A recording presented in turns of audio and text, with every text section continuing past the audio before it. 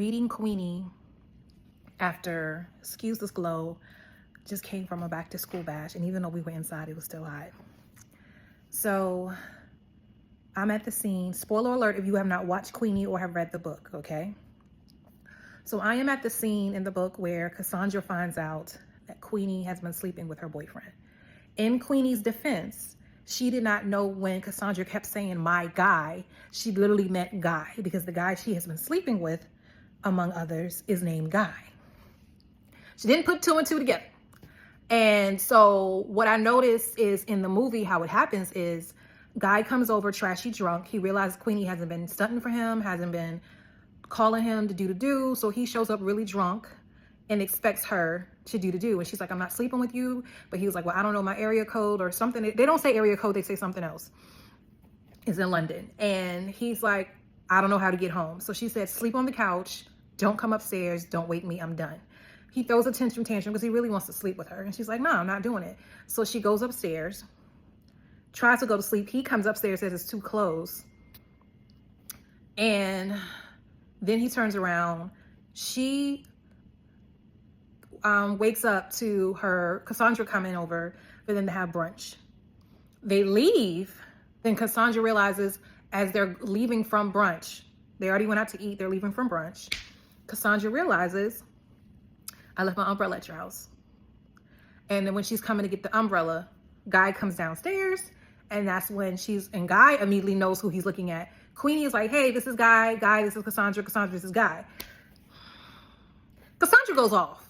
And not really off on Guy, but on Queenie. And that was so effed up about the whole situation is your man is sleeping with a woman. You're not acknowledging that. You're so focused on Queenie. And the fact is, Queenie has been very promiscuous.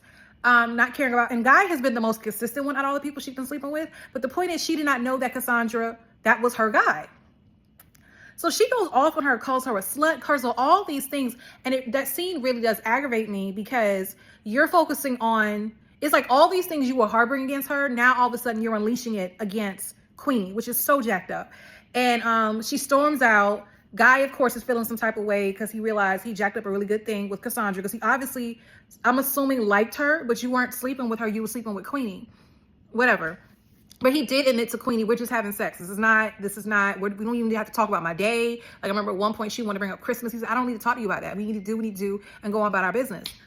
So, but in the actual series that's on Hulu, what happens is Queenie is sleeping downstairs and she ends up sleeping downstairs to get away from Guy because he kind of comes upstairs to kind of sleep with her again. And she's downstairs. Cassandra comes over. So while they're talking, Guy comes down the stairs really quick. Not really quick, just immediately when they start talking, Guy comes down the stairs in this robe. So it looks like you've been sleeping with someone. And Cassandra goes off. So I noticed how when they said that they did a very good job of depicting the movie, what I noticed with a lot of the scenes, they didn't necessarily cut them out. They just shortened the scenes in the series versus elongating them in the book.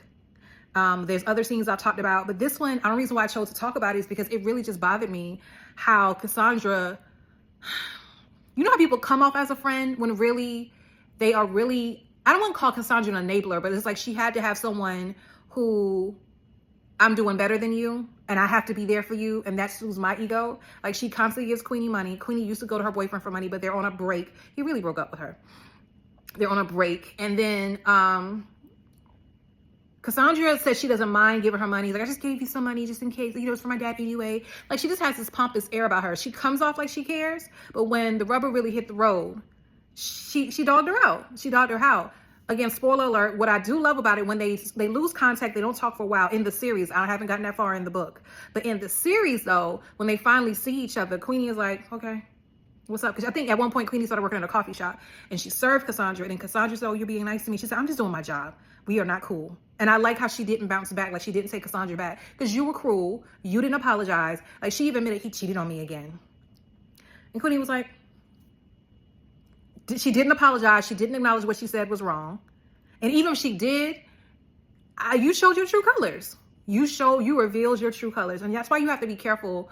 I'll never forget dating a guy at a time, and all the stuff what I can't stand is when I'm dating someone or we're trying to figure things out, and the stuff that I told you, which a friend of mine, a sister poet of mine, Georgia Nubia, did a poem at the open mic I did in Charleston, and she talked about how, are you really trying to get to know me, or are you trying to, or this is really interrogation, so you're trying to find something wrong with me that you can throw back in my face? And sadly, some people do that, and I cannot stand when I meet someone and when you finally feel the need to confide in them and share some things in you, when an argument pops off, or when they get pissed off, they're throw it back in your face.